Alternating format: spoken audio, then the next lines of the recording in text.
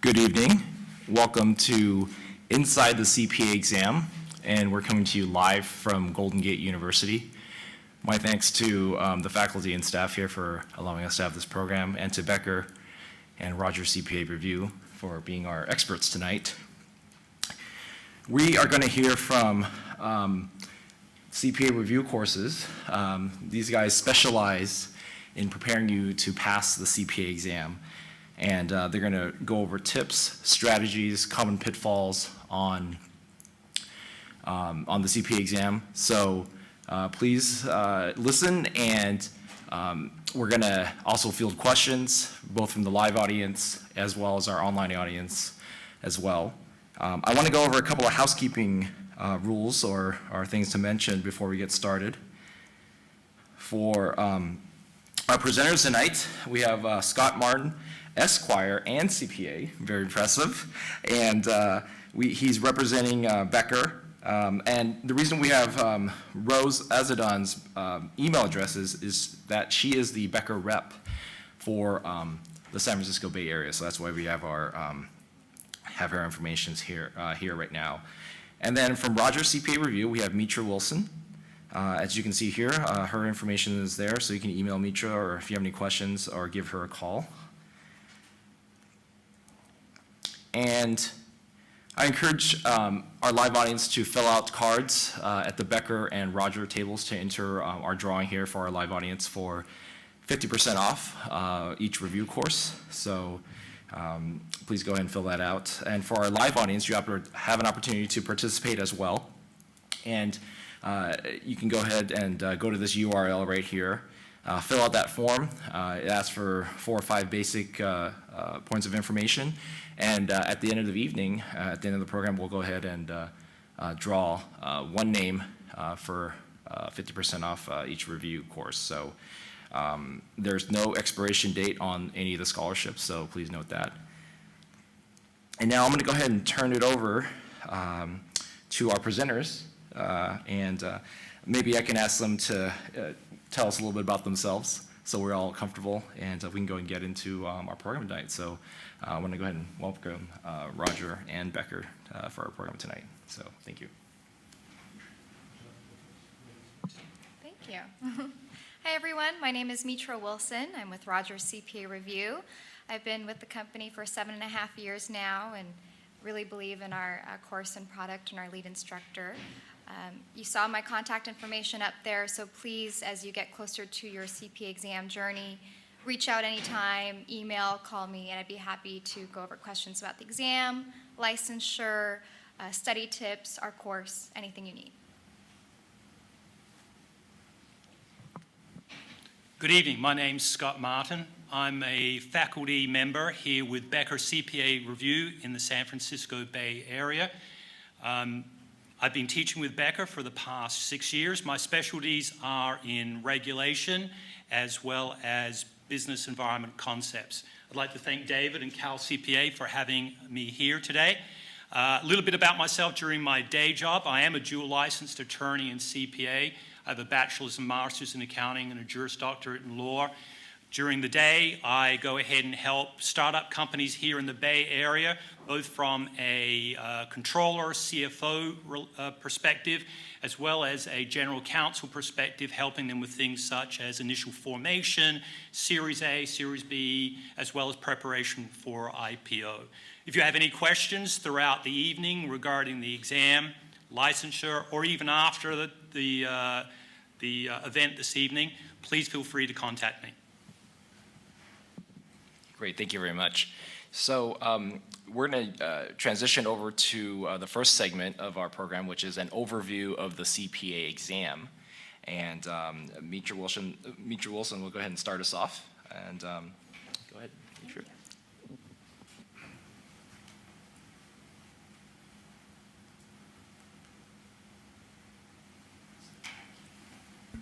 Okay, I'm going to cover the content of the CPA exam. You can reference the slide. But basically, the exam is broken up into 4 different parts. You don't have to take it in any particular order, but let's start off with audit. Audit is a 4-hour exam. It's what you find in your senior level audit courses at university. Okay. Thank you. Cover standards, planning and evidence, internal control, compilations, and reviews. Okay. Moving on to FAR, which stands for Financial Accounting and Reporting. That is another 4-hour exam that covers what you saw in your intermediate accounting classes, advanced accounting, leases, bonds, pensions, all that good stuff is in the FAR section. This does tend to be the section that people study the most on. It takes a lot of study time. Moving on to regulation or reg, that's a 3-hour exam. That's what's covered in your tax classes. Federal taxation, ethics, professional legal responsibilities, and business law is found in this section. Finally, BEC stands for Business Environment and Concepts, is what you found in your cost accounting classes. There's a lot of information technology, financial management, econ, micro, macro, so a lot of information in there. So there you have it, your 14-hour fun-filled experience of the CPA exam. The good news is you don't have to take it all at once. If you can, we recommend study for a part, take a part. Study for a part, take a part. You can do it in any order. You have 18 months to complete the whole thing, and it's a rolling 18 months. So what that means is, let's say you passed the first 3 sections, you didn't get around to the last, life got in the way, busy season, something happened. You'd lose the very first part that you lost, but you get to keep the other 2, and then it keeps on rolling, okay? Now, you don't want to go past that 18 months anyway, because you would have to restudy, repay, and retake. And I'm sure Scott can say the same. Most of our students pass within half that time, so 18 months should be plenty. Just to go into a little more of the nitty-gritty on the content of the CPA exam, here's a nice little breakdown of the percentages of the types of topics you would find. I'd like to talk about International Financial Reporting Standards, IFRS. That was introduced to the exam a few years back. In audit, you will really have to answer questions about the difference between U.S. GAAP and the international standards. In FAR, it'll be the difference between U.S. GAAP and the international standards. I want to point out that in FAR, too, 20% of this exam is made up of government and nonprofit, which is a pretty large chunk of your grade. And a lot of schools don't require it through the accounting major track. Sometimes an elective, maybe you elected not to take it, but that's why it is so important to take a review course, because not everything you studied in school you will get on the CPA exam. The exam is like a lake that is miles and miles wide, but just an inch deep. It covers so much information, but it kind of just skims the surface. So it is very good to have a review course to start from scratch and teach you exactly what you need on the CPA exam. Moving on to regulation, there is no IFRS, so that's nice. Remember, only federal taxation is covered because this is a national exam, so all the states have to be considered. And then BEC, it will show up generally in the written communication section, oftentimes more theory-based. You may get a question like, how does the globalized economy affect your business? Something like that. So those are just the basics of the content on the CPA exam. Okay. Scott, I'll hand it over to you.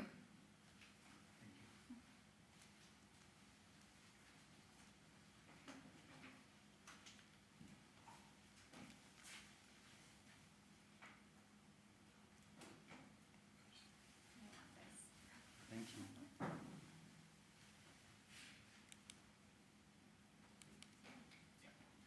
Oops. You go forward with this one here. There you go. So let me go ahead and elaborate for you a little more about the exam structure.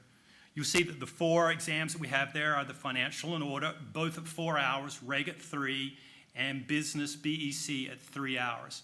So the breakdown of the manner in which the AICPA is going to go ahead and test you is divided between multiple choice questions and task-based simulations. Within each exam, when we're talking about multiple choice questions, each one is divided up into 3 testlets. A testlet is an aggregation of multiple choice questions, and you will be required to complete each testlet at a time and submit it. Now, here's an interesting fact. How many of you know that you start off with a medium difficult testlet? And depending on how you do on that first testlet, dictates the difficulty of the next testlet. If you do exceedingly well, you're going to get a difficult testlet in testlet 2. If you do okay, but not great, you're going to get a medium testlet. Also, after the second testlet, the same parameters will dictate. You do very well, you're going to get another hard testlet, difficult testlet. You don't do so well, you're going to drop down to a medium testlet. So what is all this part of? The AICPA refers to it as multi-stage testing. And it reflects the fact that not all questions on the exam are of equal difficulty. And in fact, the difficult questions are worth more points. Why does the AICPA do this multi-stage testing? It allows them to discriminate between scores. Those that simply receive, well, failing grades, a minimum passing grade of 75, or those that may be worthy of a Watts Award, over 90%, okay? So that's the manner in which they structure the multi-choice questions. And to reflect that fact, when you look at the times that we have suggested there for each of the testlets, testlets 1, 2, and 3, do you see that the time that's allotted from testlet 1 to testlet 2 to testlet 3 increases in time? That's to reflect the fact that you as CPAs, having taken a review course, being well prepared, you're going to be taking that medium testlet and then doing very well and getting those advanced testlets on testlets 2 and 3. So we recommend that you take a little longer in testlets 2 and 3. What is the breakdown for the multiple choice components for financial and audit? 60% of your exam will be dictated by multiple choice. Regulation, also 60%. Business, heavy weighted to multiple choice, 85%. The task-based simulations, you'll see that for financial and audit, 40%. 40% also for reg, and the one that's different, BEC, 15% will be the written communications. Now, I often have a lot of candidates say to me, Scott, you know, I'm becoming an accountant and an auditor because I am fabulous with numbers. I'm okay with my writing, but, you know, it's not my strong suit. Am I going to have a problem with this? Well, listen, what they're looking for in the written component of BEC is your ability to be able to go ahead and communicate in a concise manner to the appropriate audience, right? Structure the communication appropriately, whether it's a memorandum, a position paper, a letter, whatever it may be, and use proper grammar, proper spelling, and then be able to go ahead and put together a cogent or concise communication. Now, is it fatal that you don't know exactly what to write on the topic being offered? No.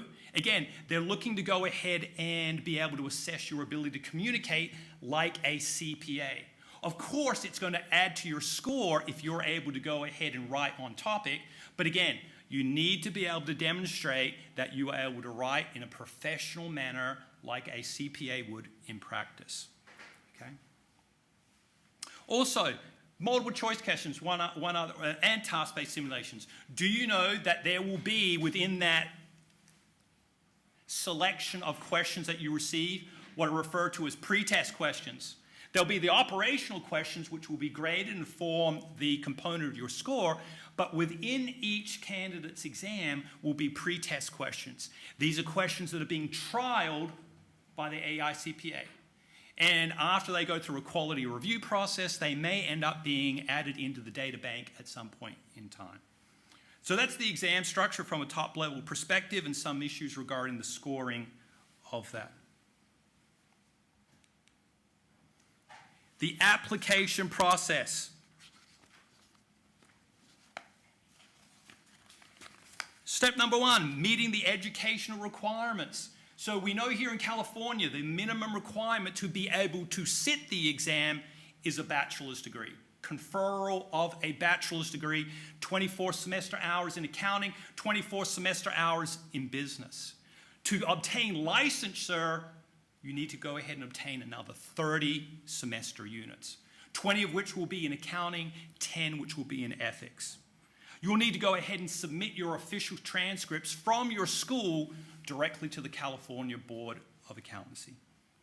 Upon review of your educational requirements, the California Board of Accountancy will go ahead and work with you to establish your client account, and you will receive, after that account is set up 1 to 2 days later, a password from the Board of Accountancy, to which all communication relating to the exam, including the issuance of your scores, will be funneled. You'll then be required to go ahead and complete the CPA exam application and send that off to the board through that client account. You'll then go ahead and submit a signed application and a remittance form and pay to the California Board of Accountancy the application fees. Next, you'll receive approval from the California Board of Accountancy to select your exam selections. You will then receive a payment coupon from NASBA, and this will occur about 5 days after you've received notification from the California Board of Accountancy that you have authorization to test. It's at this point in time you will go ahead and select the sections of the exam that you would like to sit, and you will be required to pay the fees for those exam sections to NASBA. Allow 7 days from paying those exam selections to receive from the NASBA, National Association of State Boards of Accountancy, what is called an NTS, a notice to schedule. This then gives you the ability to go ahead and schedule with the testing sites currently being offered by Prometric when you would like to sit each portion of the exam. After that, you'll go ahead on the day determined for the exam, arrive at the Prometric Center.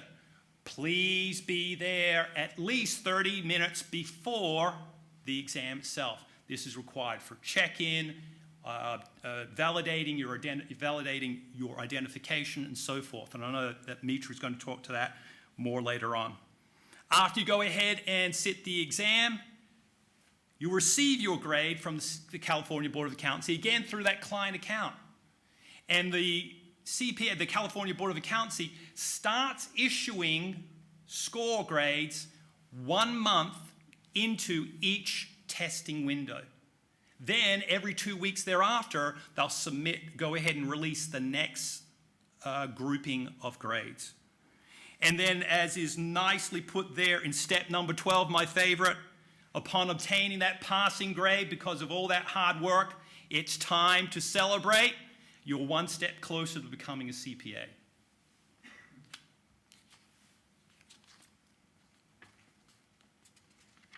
David, I think that's all I have for that.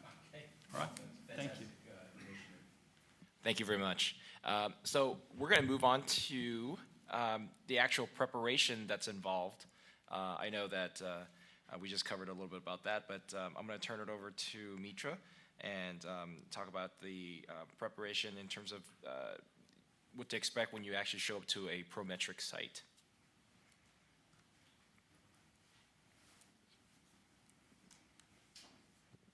Okay, skip ahead. All right, so the day has arrived. You're taking the CPA exam. I'm sure the nerves are on high, but some things to kind of keep in mind with scheduling the actual exam. You'll be taking it at a Prometrics testing center. They're located all over the nation. In most major cities, so pretty easy to find. They're open 6 days a week, generally Monday through Saturday, and they have morning and afternoon sessions. So you're going to schedule online through Prometric's website, okay? Now, don't sacrifice your schedule, meaning if you really want to sit at the end of November, right? That's the last testing window before the new year, and it happens to be a very popular time. Everyone wants to sit then. If it's all filled up in your city, then be willing to commute to the city over, the next one. Basically, don't feel forced into a date if it's not right for you, okay? When you go to take the exam, you're going to want to bring a copy of your NTS, your Notice to Schedule, and 2 forms of ID. As Scott said, arrive early, very important. You never know what traffic's going to be like or the parking situation, etc. The nice thing about Prometrics is some locations are now offering what they call a test drive. You pay a small fee and you can actually show up an earlier day and have a tour, and they'll show you around. They'll even go through a sample exam. Now, it won't be the CPA exam, unfortunately, but they will just show you what to expect. There will be lockers that you put all your goods with you that you came with in. There will be fingerprinting, take your picture. You know, they're going to pull you up at any other center that you go to in the future. So they're very strict with the rules. So if you don't have a chance to check it out before your first exam, give them a call, check them out online, and see what the rules are. You know, I've heard of things like no puffy jackets, no dangly earrings, no watches for obvious reasons, stuff like that. Once you start the exam, the time just keeps on ticking away. So that's another thing. You know, you don't, as silly as it sounds, you don't want to drink a whole lot of water that day, because anytime you go to the bathroom, you're running out of time. There is no pause button. And anytime you want to grab something from the locker or go anywhere, you need to check out with the proctor, go get it, check back in, sit back down. So they're very strict with their rules. Just make sure you follow them and know what they're about beforehand, okay? And this center, they have exams for all types of people, not just ones taking the CP exam, but other exams as well. Okay. The tools that you will have that day, remember the CP exam it's all computerized. You will have a basic 4-function calculator, nothing fancy, that's, you know, on the computer screen, along with usually headphones or some kind of earphones to plug out the sound, earplugs, okay? Besides that, they'll give you a white board with a marker, and that's where you can write notes. You cannot erase them. Once they're filled up, you will have to turn them into the proctor to get the next whiteboard. This is kind of new. They used to give you a scratched piece of paper and a pencil, but I guess due to cheating, they have now advanced to this, okay? Other things to keep in mind, you have that lovely countdown clock, you know, ticking away. People tend to kind of be mesmerized by it and focus on it. So it's important to get used to the timing part of it. So this is a nice breakdown of the different times. So let's look at audit, for example. That's a 4-hour exam. We recommend that you spend about 45 minutes per testlet, just as a general rule. So before you start the exam, you'll have about 10 minutes to go through introductory screens and instructions. What I recommend is you quick jot down the times that you want to be at while you're taking the exam. So, you know, 4 to 3:15, that's your first testlet in audit, okay? If you're at 3:10 and you still have, you know, 15 questions to answer, that's not a good sign. You're going to want to start marking questions as fast as possible. The exam starts at 0 and works its way up, so you can only gain points by answering. So definitely do not leave anything blank, okay? So that's just a nice little way to look at things. Jot down the times, and you could see our suggested time frames for the TBSs. You have an hour and 45 minutes. You'll have 6 to 7 of those, for example. And then for BEC, the written communication, you want to spend about 45 minutes per each written communication. Okay, pass it on to Scott. My apologies. We actually, this is my fault. We actually skipped over the recommended preparation and general study tips. So I will have Scott circle back and cover that portion. I'm sure both the live audience and online audience were kind of wondering when we're supposed to talk about that. So we're going to circle back. Do I need to go backwards here? Thanks. Appreciate that. So let's talk about what is necessary to prepare successfully for the CPA exam. You know, first class in many of my review sessions, I'll be accosted in the hallway and I'll have candidates come up to me and say, Scott, this is a huge, you know, undertaking that I'm beginning. What do I need to do to pass this? Can I pass this? So let me answer the second question first. Yes, you can pass this. As to what is necessary to pass the exam, I tell these candidates, you will do what is necessary to pass the exam, right? The great thing about the CPA exam is it is difficult. Why do I say that's a great thing? It's because that's what gives it its value, right? That is why it is a prized and sought after license, right? let me just go ahead and digress just briefly and give you an example of my personal experience when I sat the exam, okay? And what good things can happen. So I took the exam many moons ago when it was a pencil and paper exam, right? All 4 parts of the exam over 2 days. I was fortunate enough to go ahead and recommended to go to Becker, right? I need the structure, I need a review class. I signed up with Becker. I went to every class. I did all of the homework, and I did a thorough preparation for that exam. Now, I was working at the time. I saved up my time off to go ahead and study for the exam, all right? I took 4 weeks off. I studied 10 hours a day, and somewhere in that time frame, I did 5,500 to 6,000 practice questions. And I'm going to point out to you why this is important in a moment. I sat the exam. What was the good news when I got my grade report back? Passed all 4 parts the first time. But no one was more pleased than me when I looked at the scores and saw I got a 92, a 93, a 94, and a 96. Now, I tell my students at Becker, I say, listen, this isn't meant to impress you, but what it's meant to tell you is this. When I was at university, was I the smartest kid in class? No. There was a lot of people smarter than me. But what do I do to equal the playing field? I'm going to work that much harder. So what I tell my candidates at Becker is, listen, Becker is going to give you the recipe. We're going to lay the roadmap out for you. What I want from you is you to bring the dedication and commitment to do the work to get the license done. It's really being put in your lap. And what could be better? Who more to rely on in this world to get a tough job done than yourselves? So you're really in the catbird seat when you think about it. Having said that, let me put it in perspective for you. The AICPA says, listen, it's going to take about 300 hours of study to go ahead and pass the exam. That's the AICPA, right? About 300 hours.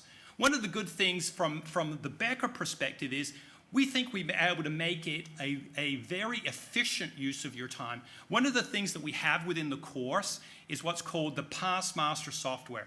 It's a bank of many, dare I say, thousands of multiple choice and hundreds of task-based simulations. But the good thing is, when you do your homework, you get instant feedback. What is my mastery of the information? Where are my weak points? Where do I need to focus my time? And I think that that's a much better barometer of what needs to be done in terms of a study schedule. When am I ready to sit the exam? I can tell you, when I first started doing the homework, you know what sort of results I was getting? 55s and 60s. What did that mean? It simply meant, Scott, you've got a lot of work ahead of you before you're ready for the exam. What were my pre-test scores before I immediately walked into the exam? 90s, 95s. That's the same way in which you should judge your assessment, okay? How am I doing? Whether it's for Roger, whether it's for Becker, you're going to get that feedback that tells you where are my weak points, where and how am I progressing. Now, a couple of options that you would have, and I'll speak to Becker because that's the one that I know, is we have a program where students, candidates typically take about 6 months to go ahead and take all parts of the exam, sit the exam, and pass it. You'll see there up on the board, this goes ahead and surmises that it's a all-day Saturday class. So you would have study 2 to 3 hours for Monday, Tuesday, Wednesday, and Thursday. You get to take Friday night off, recharge yourself, because Saturday you've got 8 hours of skill acquisition, right, either in class or online. And then Sunday you're going to go ahead and hit it hard and follow up with 8 to 10 hours further study. Now, when I talk about study, I want to differentiate for you what that study time will be. There are many candidates who want to spend all of their time simply reading the textbook, right? They're book candidates. They just simply read the theory, read the theory, read the theory. What's the unfortunate consequences of just simply reading the book, learning the theory, without doing the multiple choice questions where you go ahead and actually master the material and come to grips with the way in which you're going to be tested on the exam?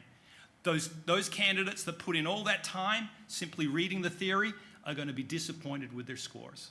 I tell candidates, listen, you're never going to feel like you are ready to start answering the questions. It's a lot of material.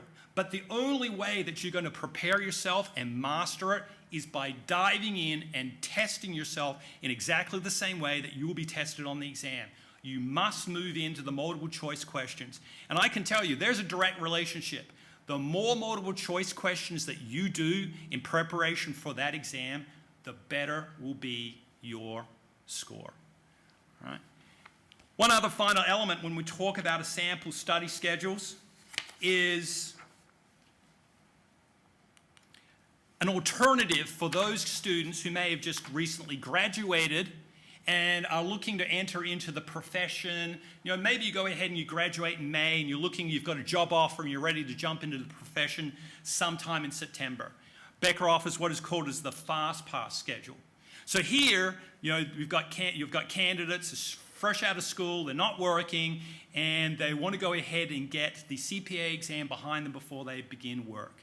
We offer what is called a 3-month concentrated review course in which they get all of the information and are subsequently able to go ahead and sit all 4 parts of the exam between graduation and their start date at their new job. Now, I'm often asked, well, Scott, that's a lot of work to get done during the summer. What do you see in terms of passage rates between the normal 6-month course versus this concentrated course?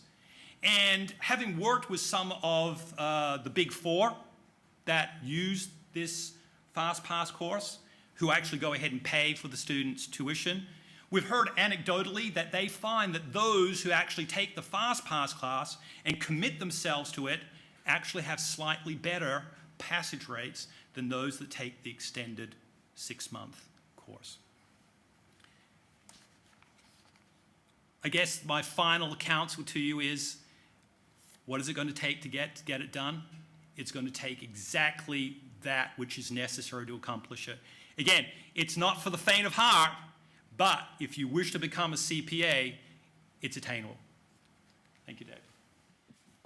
Thank you so much. I'm going to turn over to Mitra, not only to add her comments regarding the recommended preparation and general study tips, but also I'll have her also speak to the common mistakes and obstacles that candidates have to passing. Thank you, David. Yeah, since Scott gave very Becker-specific examples, I want to tell you a little bit about how the Rogers CPA review course is structured. As he said, the AICPA, the people who create the CPA exam, they recommend 300 to 400 hours of study time. That's a lot of study time. So we structure our course with this number in mind. Okay, for every hour watching a lecture, you want to do 2 to 3 hours on top of that doing homework, and that's where you will get those 300 to 400 hours. And we're going to take the recommendation. They know what they're talking about. Now, Scott was using a live structured study model when he was giving examples, and our course is online. It's a fully integrated e-learning platform.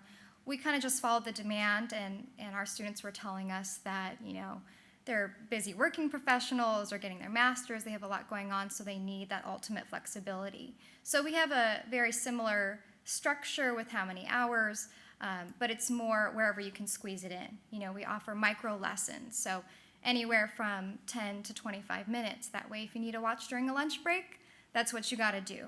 As Scott said, basically, wherever you can fit it in, you need to study and just make it happen. So that's how our course is structured. We offer 3, 6, 9, and 12-month study planners. It's a suggested guide and literally walks you through day by day. Okay, you're going to watch this lecture. You're going to go over the homework problems in the textbook. You're going to do these interactive practice questions. It'll tell you exactly what you need and hold your hand throughout. It's fully customizable, so you can move dates around and work it around your schedule. Okay, so, you know, as Scott was mentioning, the intensive schedule. Yes, some people want to do it in 3 months. We offer you that study plan. If you have a break after graduation, before work, great, knock it out if you can. Other people, you know, they can't take those 4 weeks off, unfortunately, or that month, and they have families and other things going on. So, That's why we go up to 12 months. So you also have that 6-month buffer if you need to for the full 18. So you really need to find what best suits you and your lifestyle. Okay. As Scott said, yes, many of our students get scores in the 90s, and that's really great. That's important. But I do want to mention, just in case you don't know, all you need to pass the CPA exam is a 75 or greater. So as long as you get that 75, no one sees your score. You don't post it, in your office wall and frame it. You have passed. You should feel very accomplished. This is a big exam. It's very prestigious and good for you. Pat yourself on the back. Okay.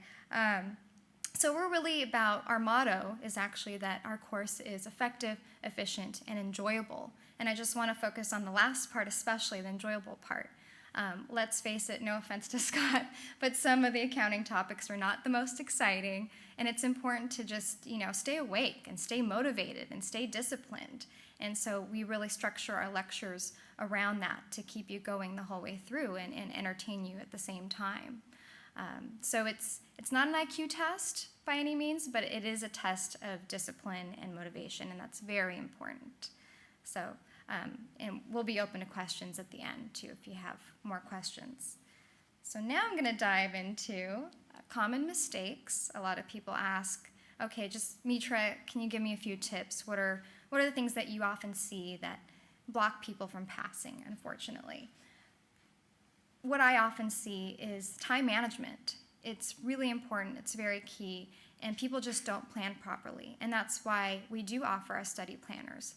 Before you do anything, before you watch any lecture, or do the thousands of previously released AICPA questions that we offer you guys through our course, both review courses, you want to sit down and just look at your life ahead of you and realistically see what you have coming, okay? So that's where we have the 3-month plan, for example. You'd be taking all 4 sections in just one testing window, where the 12-month plan, you'd be taking 1 part per testing window, just to give you an idea.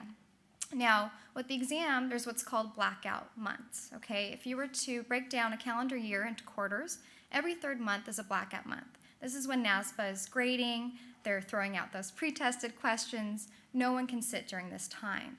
So that's another thing with time management, is if you're, let's say, still in school, graduating May, June, by the time you send in your transcripts to the State Board of Accountancy and they actually approve you to sit for the CPA exam, that might take a month or so. So realistically, you're not looking to sit anywhere until the July, August testing window, just to give you an idea.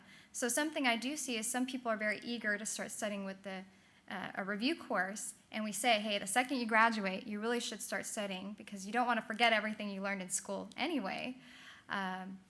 But you don't want to study too early, before you're approved to sit. You don't want months and months to go by and then you nothing's fresh.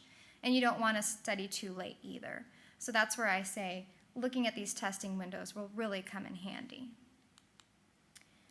Now, I got this information straight from NASBA.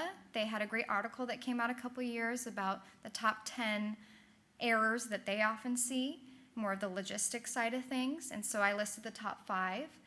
One of them is exiting out of the exam prematurely. I know it sounds silly, but there's a big exit button on the top right-hand side, and some people push it, thinking they're just closing that section, maybe that testlet. It will give you a little reminder, hey, are you sure you want to do this?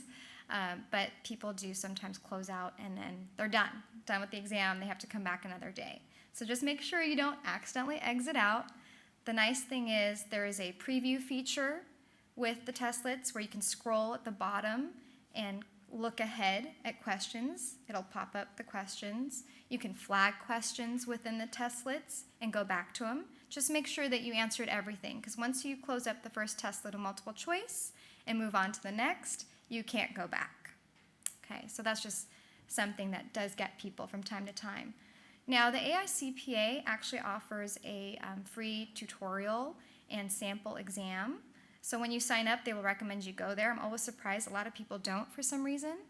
This is literally exactly what the exam is going to look like. So you should go there, take the 15 minutes, and check out their website and do the sample test.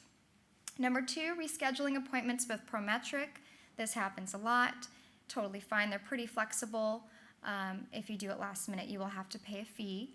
But the thing is, anytime you reschedule, you'll get an email confirmation. Make sure you review the information, your name, everything needs to match up exactly to your ID the day of the exam.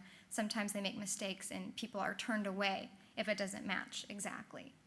Timing out in the introductory screen. So again, you have those 10 minutes before you start the exam where you're just kind of going through instructions. There is no clock during this 10-minute period. So you don't want to just sit there and kind of zone out and there goes the 10 minutes and you cannot start the exam. Okay. Taking the wrong NTS, that does happen. You may have several out for different sections. So make sure you bring the right one to the right exam day. And then arriving late, that is a big thing. You don't want to be stressed out. You want to have the full 3 or 4 hours for the CPA exam. Okay. Thank you for that, Mitra. I'm going to go ahead and turn it over to Becker and from their perspective on common mistakes to passing.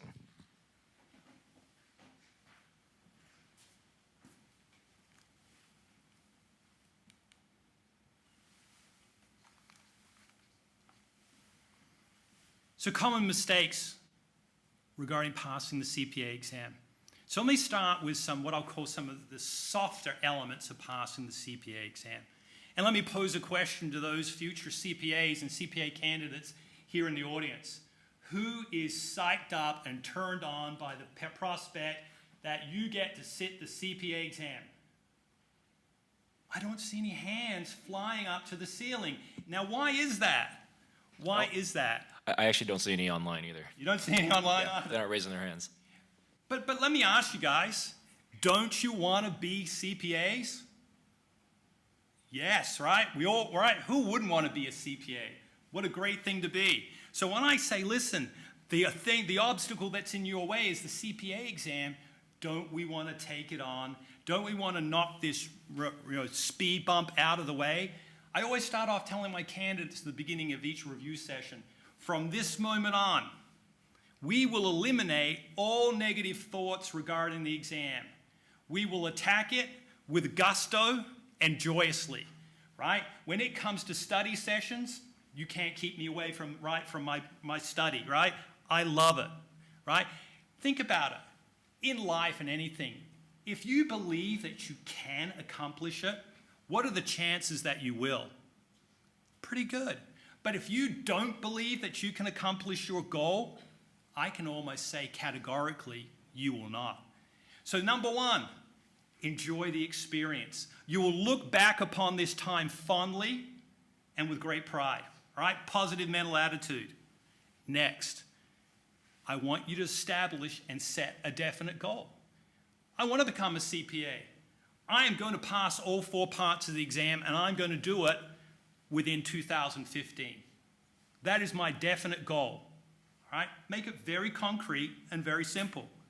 Next, put a plan in place to achieve your goal. All right? I know what I want to do. How am I going to get it accomplished?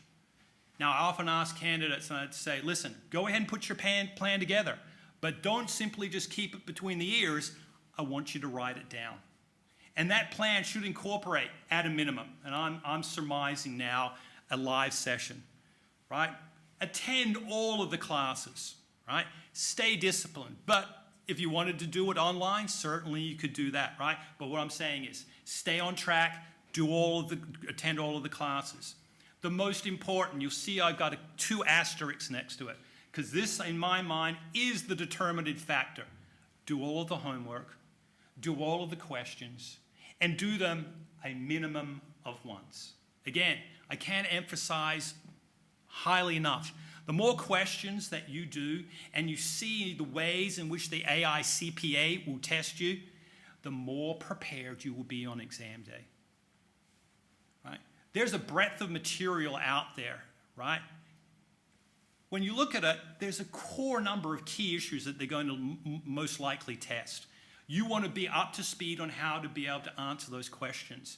And we'll talk about in the next section when I give you my approach on how to answer multiple choice questions, how you are able to go ahead and increase the probability that you're going to get the right answer choice, right? But do the questions, do the homework.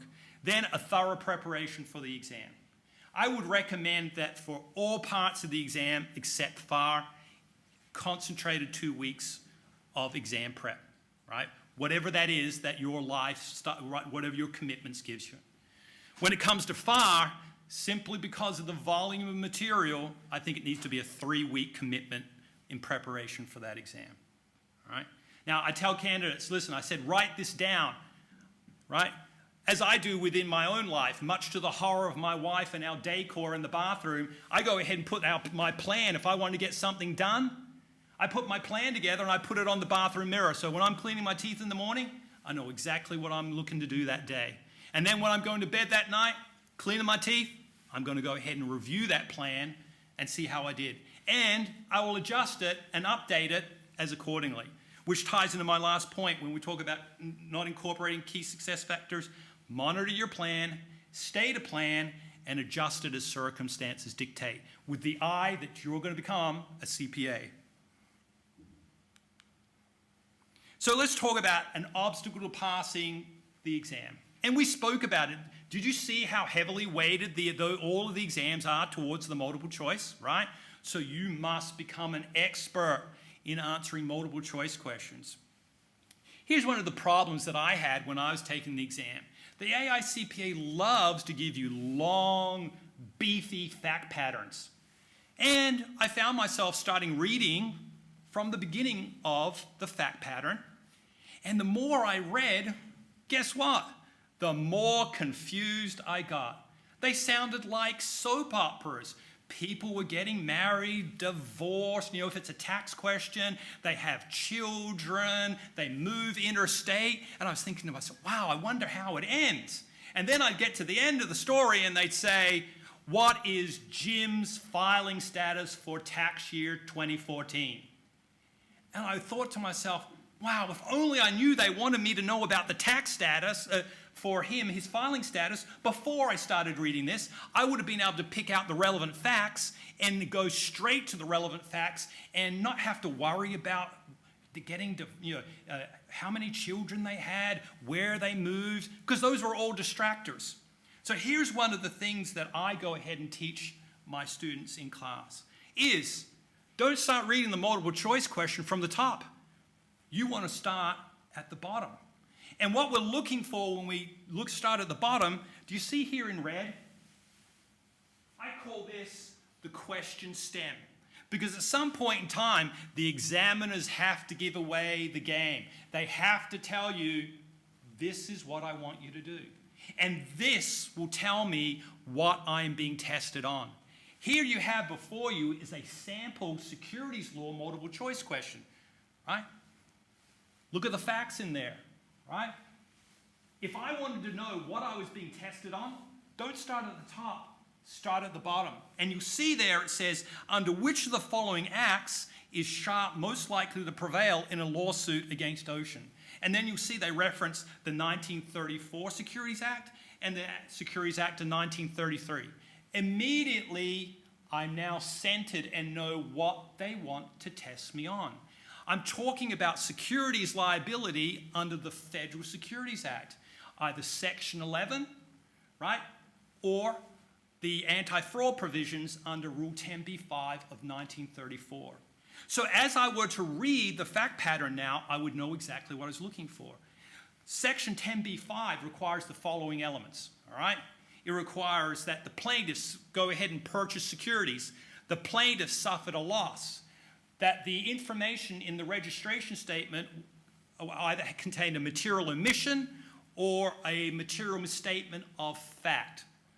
In addition, the plaintiff must prove scienter and the plaintiff must prove reliance on the registration statement. Section 11 of the 1933 Act only requires plaintiff goes ahead and purchases securities, plaintiff suffers a loss, and there's a material omission or misstatement of fact in the registration statement. All right? I know the rules that would apply. Let me read the fact pattern real quick and I'll show you how this works.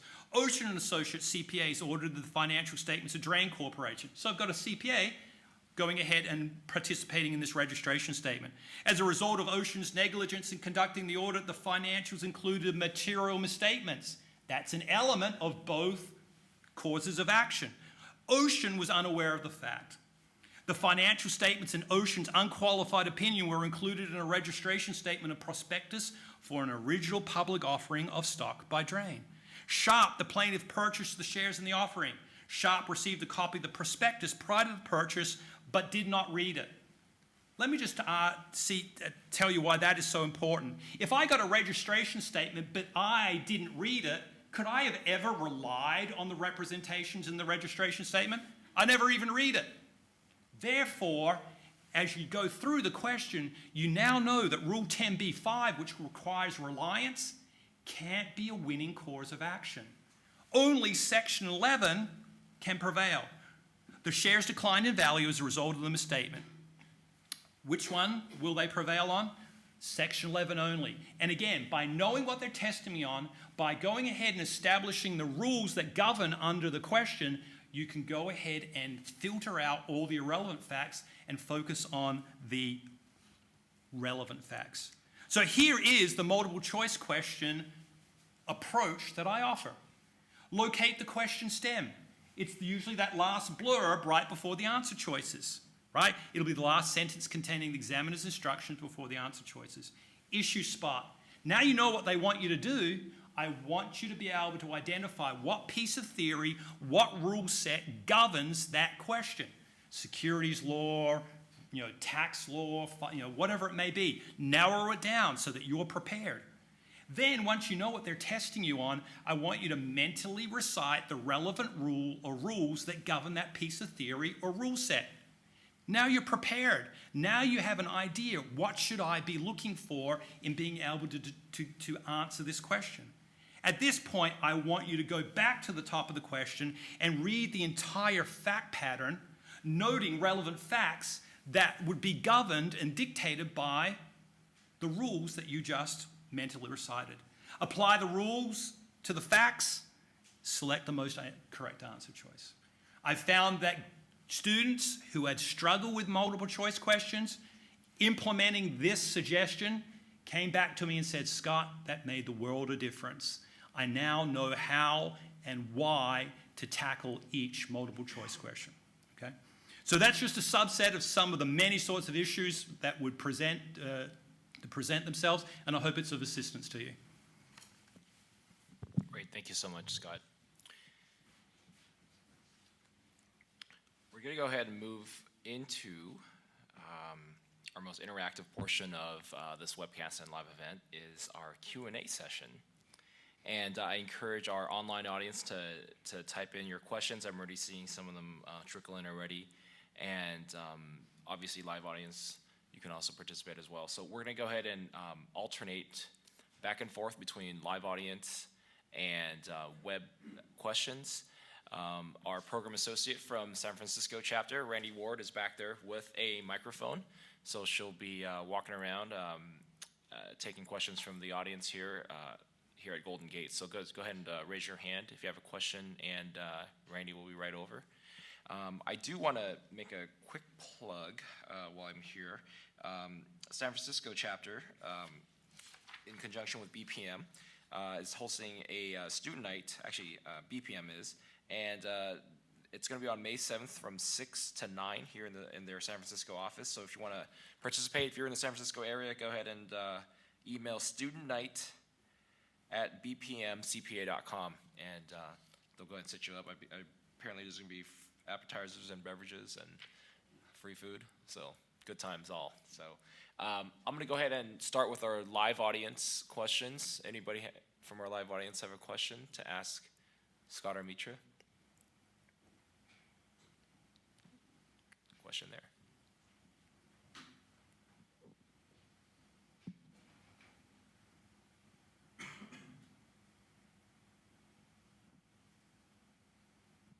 Hi, my name's Anna. I just had a question about, you guys were talking about earlier about scheduling the exams. So from my understanding, you schedule all the 4 parts at the very beginning, or do you schedule them one by one? Scott, you can chime in too. Yeah, so generally you schedule as you go. What we recommend is, in California, you have 9 months. to sit for the parts that you have scheduled. So it gets a little confusing because yes, you have a full 18 for the entire CPA exam, but once you schedule, it's only good for 9 months. So what we recommend is maybe sign up for 2 in the beginning, maybe 3, but I wouldn't do all 4 just because you never know, life can get in the way. And if you aren't able to sit for all the ones that you signed up for and paid for already within those 9 months, then you're going to forfeit the fees and have to start over. So instead, sign up 2 to 3. If you get done before the 9 months, great. All you have to do is reapply through the California State Board of Accountancy.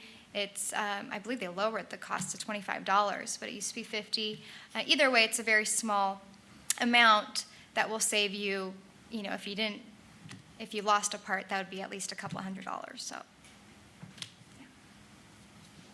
Great, thank you. I don't know if you had anything to add about that, Scott. Okay, it's pretty straightforward there.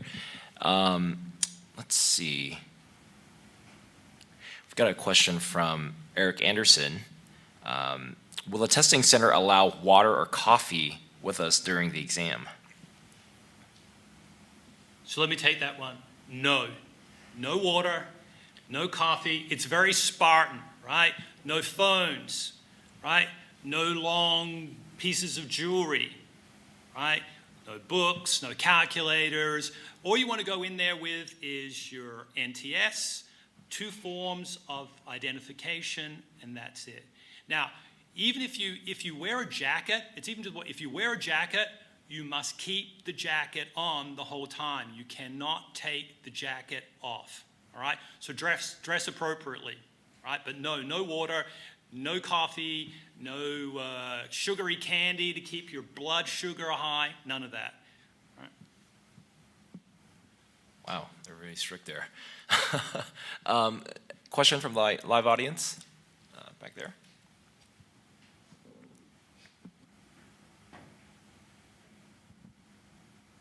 Aside from cost considerations, what would you say are the primary determinant attributes differentiating factors between the Rogers and the Becker programs? Sure. Yeah, we both have a full-service course where we offer the lectures and the textbooks and the thousands of multiple choice and simulations to practice on. So again, as I said, we really focus on the effectiveness, efficiency, and the enjoyable. The last part especially. Our lead instructor, Roger Phillip, he has his own method, the Roger method that he follows. He uses a lot of mnemonics and memory aids, kind of special ways to get everything to stick. But it really is important to just stay motivated. That's a big thing with the CPA exam. So we try to make it as enjoyable as possible. So you want to come back and you stay disciplined. We have an 88% pass rate thanks to the Roger method, and everything is succinct. So it all goes together, which is really nice. Other courses, they have different instructors for different sections, so you may like one, you may not like one, where in this case, you get him across the board. We also have a team of CPAs, working with us as well. We have expert written content in our textbooks, and everything works very nice together. It's fully integrated. So what would I consider to be the differentiating factors with Becker CPA? Well, I would say that in furtherance of it putting forth its attributes, it's used by essentially all of the big 4, all of the national accounting and regional accounting firms, and the What Sells Reward, which is offered to those scoring above 90%, has been dominated by Becker CPA. Well in excess of 90% of all of the award winners for What Sells have been Becker candidates. In addition, our pass rate is twice the average of non-Becker candidates. When we talk about delivery of instruction, we go on the premise that we use an expert in the field. For instance, myself, I'm a licensed attorney. Therefore, I go ahead and provide all of the business law instruction. When it comes to taxation, we have tax practitioners that's all they do. When it comes to auditors, we have auditors that is their profession. And they give you the in-depth, real-world analysis that supports and puts in perspective the information. On top of that, I consider that the materials and what I would put at the crux and the heart of Becker's learning program is its software and its past master software. It has a vast bank of questions, and it gives you immediate feedback on why you would get it wrong, and it takes you directly through one simple click back to an ebook that you can then go ahead and check the information. You have the ability to take full-length exams in anticipation of the exam, and let's face it, you've heard the old sports analogy, you play like you practice. So I tell all my candidates, before you walk into that exam, you need to be taking full-length exams so that you're ready for the rigors of a 4-hour FAR exam, a 4-hour reg exam, and so forth, so that when you take it on exam day, it's just like another practice session. Finally, the ability to go ahead and choose whatever methodology delivery means is best for you. If you like the discipline and the interaction with a live instructor, you got it. If you want to take it online, you got it. If you want to go ahead and take it self-study, you got it. And what's more, if you change your mind, you can switch from one medium to another, and there's no penalty. Those would be some of the reasons that I would consider some of the differentiating factors. And I just want to clarify, we do work with the Big Four as well and large national accounts like BDO, Crowe Horwath. There's a bunch out there. I actually work with a lot of them myself, so I'd be happy to let you know which ones. And you should always talk to your recruiters or HR and see what they cover, because as Scott said earlier, many of them do offer a really great bonus if you pass within the first year, for example, or cover exam fees and the review courses. So they really push for you to pass as soon as possible. So just to clarify, too, our 88% pass rate, what that means is 88 out of 100 of our students pass the first time around all 4 parts. So we're very proud of that.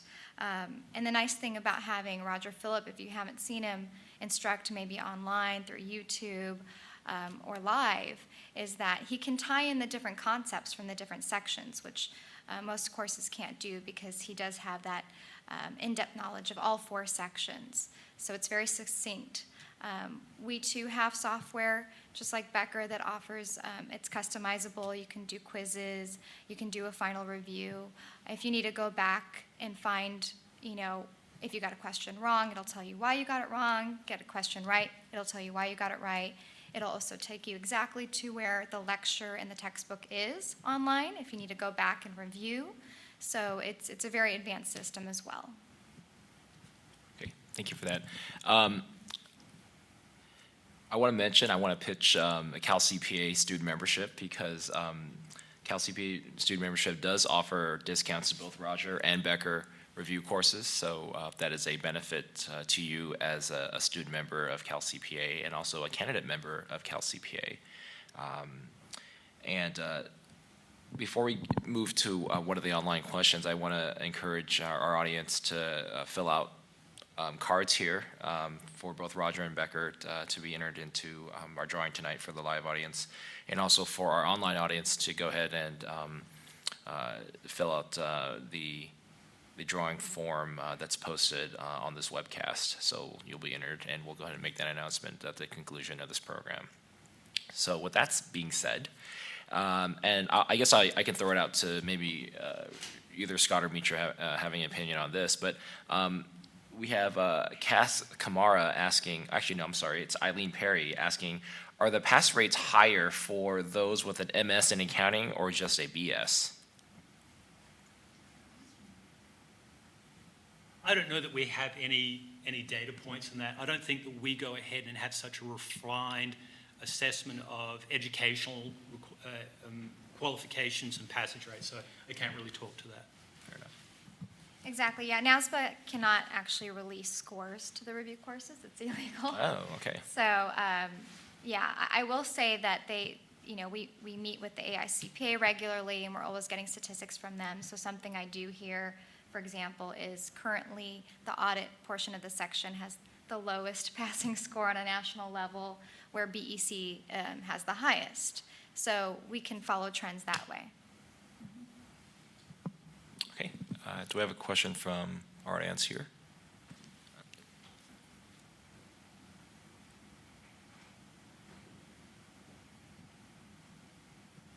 Hi, my name is Vivian. In what order of the sections would you recommend that we take the 4 parts? Sure. Yeah, I'll throw it out to both of you. So what we say is really start with the section you would find the most difficult. Many often say that would be the financial, the FAR section, just because it covers so much information all lumped up into one section. But you know, if leases, bonds, pensions was what you loved and did really well, and you just hate audit, then maybe you want to start with audit. The idea behind that is time strategy. The clock, the 18 months doesn't start ticking until you've passed your very first part. So if, God forbid, you didn't pass, at least you're not running out of time. So we say, get the really difficult one out of the way, the biggest hurdle. You're going to feel so great afterwards. Your confidence is going to be built up after you pass, and then the rest should be a lot easier. So I often have candidates ask me the same question. My own personal preference, bring it on. Whatever happens to be up at bat next is the one I'm taking. Because at the end of the day, I got to pass them all. So whatever you got, bring it up. But if I was to say, in terms of order, so I don't necessarily make a recommendation, but just in terms of what I see amongst candidates in terms of their comfort level with sections, here's how I would rate them from hardest to easiest. FAR, hardest. Audit, probably next. Closely followed by regulation, and then maybe BEC being one of the easier ones. So if you were the person that wanted to ease your way into it, BEC is probably not a bad one to do it. But my recommendation is whatever's up next, right? And knock it down, and then move on your way, okay? Great, thank you. Okay, I'm sorry. I just lost my train of thought. We just answered a live audience question, so I'm going to go to online. And we have a question from Bao. How many attempts will I have for each exam?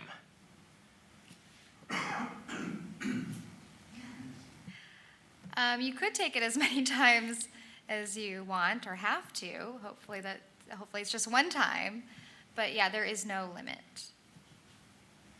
Great. Another question from our live audience here.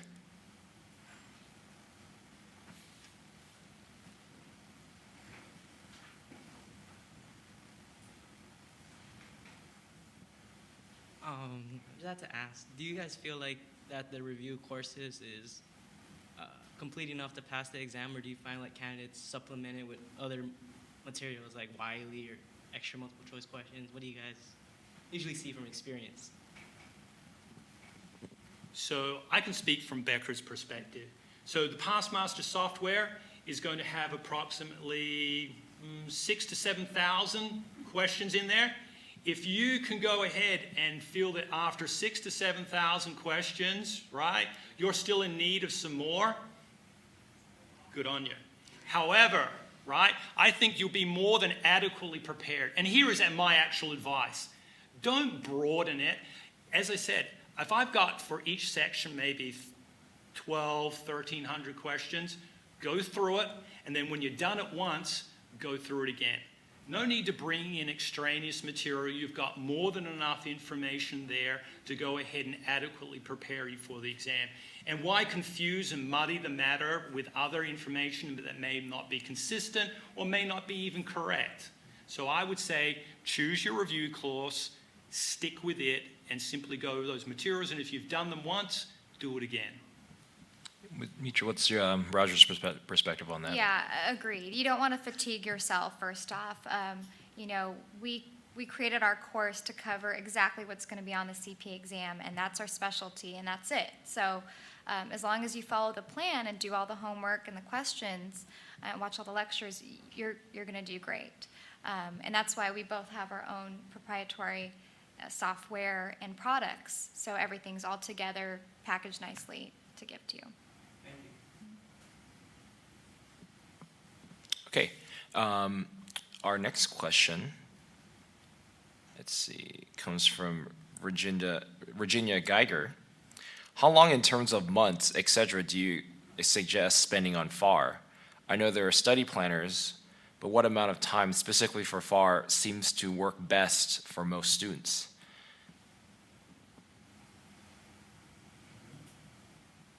I mean, it really depends on how much you can squeeze in per day, but what I hear from students a lot is it generally takes them about 2 months for FAR. I mean, that is the biggest section, so you want to give yourself at least that amount of time before your exam date. And heck, if you finish early, great, you can do some final reviews and refreshers. Yeah. Does Becker have his perspective on that? Yeah, so I would echo that. I mean, our actual review class for FAR would cover 5 weeks. And then I recommend a minimum, I said, of 3 weeks preparation over and above that, which puts you at exactly the 2 months. So I think the 2 months is a reasonable estimate to prepare and take on the FAR exam.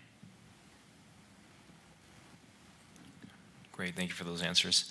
Do we have anybody else from the live audience with a question? Oh, I think I saw her hand first, yeah.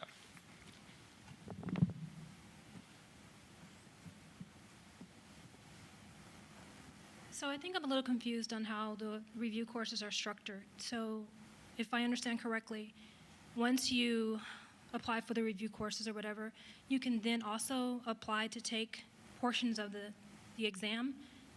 Is that correct? Yes, so what we recommend is that, if you're still in school, for example, the second you graduate, you want to sign up for a review course.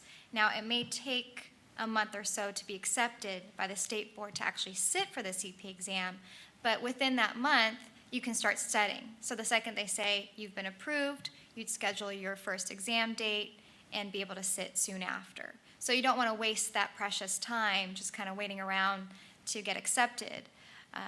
You might as well start studying for that first section. So the second part to my question is, you can choose what part you want to sit for at any time, correct? So are the review courses structured that way as well? If I want to do the FAR or the audit, do I take the audit course, or are these? I think where the confusion is coming is Scott is, since he's a live instructor for Becker, he's giving you the live schedule and saying you have to follow the topics that are being taught live in that order. Where with Roger's CPA review, we followed the major demand of our students, and they said they wanted to pick what they wanted at any time. So it's all online, and they can go at their own pace, whichever section. Now, Becker does have other formats that are similar. He was just using the live example. Yeah, so just to clarify, in terms of what Becker offers, we have 4 locations throughout the Bay Area: San Francisco, San Jose, Menlo Park, Fremont, in terms of live locations. And each of those locations will be teaching a different course at a different time.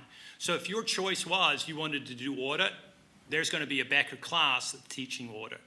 Don't confuse that with my personal preference that, hey, what do you take next, right, in terms of getting the exam done? I just said, whatever's next, bring it on. But if you want to go ahead and you're wanting to take FAR first, there's going to be a location within the Bay Area that allows you to do it. And also, back to your first question, I just want to make sure you understand there is no requirement to take a review class in order to sit the exam, right? There's no prerequisite that I'd be taking a review class to be able to get the approval to sit the exam. The two are independent of each other. Thank you for those answers. We've got a question coming from online from Carling Luck. When does the 2017 requirement start in terms of the education? From registering, passing the first part, passing all parts, completing the work experience, applying for a charter. What is the additional requirements of 2017 versus 2014 education requirements? Thanks. I know it's kind of a lot in there, so I could repeat if you need that. So the main difference is one class that you will have to take, ethics and accounting. That will be a requirement starting January 1st, 2017. So some of you may have already taken it. Some campuses have it, and some are kind of scrambling to get it in time. But if you're able to, finish the 4 parts of the CPA exam, have that 1 year of work experience, and do some of the extra other steps, like take the ethics exam, for example. If you're able to do everything before 2017 without that class, you're fine.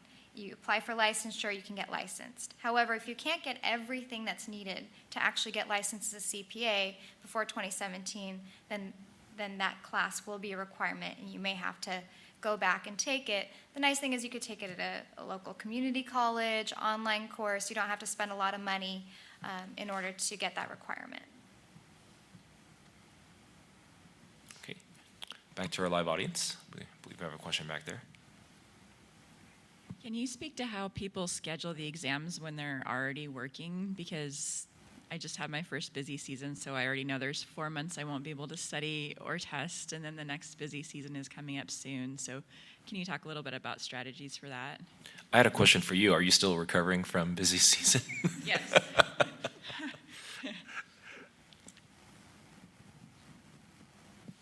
So here are my thoughts regarding that. So I know that you're in busy season. Did you stop? So typically what happens is candidates will continue to go to the review classes, and they'll sit through the review classes. Unfortunately, because of the work demands, they're not able to do all of the homework or sit the exams.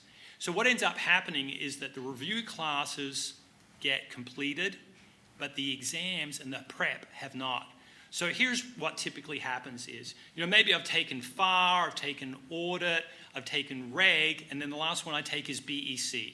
I've gotten through the busy season, and now I'm ready to get back down to the business of becoming a CPA and passing all 4 parts of the exam. Is what I would recommend is, listen, start off with to sit the exam with the most recent section that you just completed in terms of a review course, because you have the recency to be able to do it, okay? Sit that exam and then sort of start working backwards from the classes, from the review classes that you took. Unfortunately, it's not the most productive or efficient, because you're essentially going to be having to relearn the material. But that's, I think, the realities of how it typically works for many of the working professionals that I've spoken with. I'd like to get Rogers in on this question as well. Yeah, I do a lot of advising sessions with firm staff, and I hear that a lot. Once they've gone through their first busy season, it's like, wow, how could I squeeze everything in? And again, you have to give yourself a pat on the back for doing so. That's why we have such a range in study planners. I often tell people before they start working, because sometimes they go, oh, I want to get practical experience, I want to learn on the job, and that'll help me with the CPA exam. I say, no, do not do that. Try and get as much as you can done before you start work, because you're just going to get busier. But if you're already in the midst of it, then the 3 or 6 month plan is probably not best for you. If you work for a Big Four or a large public firm and you do have some really busy seasons, then you may want to do the 12-month plan and space it out. So, if you have to take a 3 to 4 month break, you will. That just means that you're going to have to customize the study plan, change the dates around, and figure out how to squeeze the rest in when you actually have the time. Great, thank you. All right, so we actually have a question directed specifically. I'm trying to pull it up here.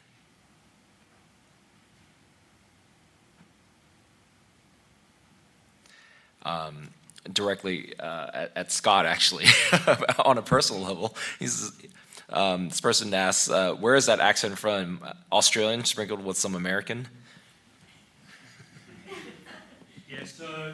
Yeah, I grew up in Australia, and so it is an Aussie accent, but I moved here back in the 80s, and I have become acclimatized to my adopted country, such that now, no matter where I go, whether it's here in America, people say, what accent is that? Because it's not entirely American. And then when I go home to see family and friends, can you believe it? I'm now asked, where are you from? Right? Because I've got just enough of American accent. So I don't know, maybe I've got the best of both worlds. So that's what it is. Great, thank you for that. Do we have a question from the live audience? We're kind of closing in on our time. Yes, Randy has a question. So, David, this is for you. You mentioned earlier that we have student members and candidate members. Can you please explain the difference between the two? Sure, I would love to do that. So CalCPA has memberships for, as Randy mentioned, for students and also candidate members. So a student member would be someone who has not yet attained a bachelor's degree. So if that's your situation, the student membership is free. There's no cost to that. And you do get benefits such as discounted admission to CalCPA events. If not, free admission to CalCPA events. You get our student magazine. You get access to webcasts, notification of various student events that are going on. Discounts to Becker and Roger. We also do Kaplan as well. So those are the 3 review courses we offer for our members as students. One thing I also like to pitch to is we also offer discounts on Mercury Auto Insurance. So we have an agreement with Mercury Insurance. So please definitely take advantage of that. As for candidate members, that is a person who has a bachelor's degree conferred upon them. So they would be deemed a CPA candidate. Now, you would actually have your first candidate membership year free, so we don't charge for that, and then every year after that it's $50. And all the benefits that I stated for students also apply to candidates as well. So you get the discounts for the review courses, you get the Mercury Auto Insurance discount as well, and also access to CalCPA events at a reduced or free rate. So. All right, we are closing in on our time, so I am going to go ahead and do our drawing really quick. So we have Ryan Lampley from Cal State University. Ryan has won a 50% off scholarship for Becker. And then I'm going to draw another person here. And we have Rebecca Helms from Humboldt State University, 50% off Roger CPA review. So I'll be emailing you both information on how to get in contact with Mitra and Rose, who's not here, from Becker. So I'll pass along that information over to those two individuals, and so you'll be able to claim your 50% off. Yes, I'm sorry.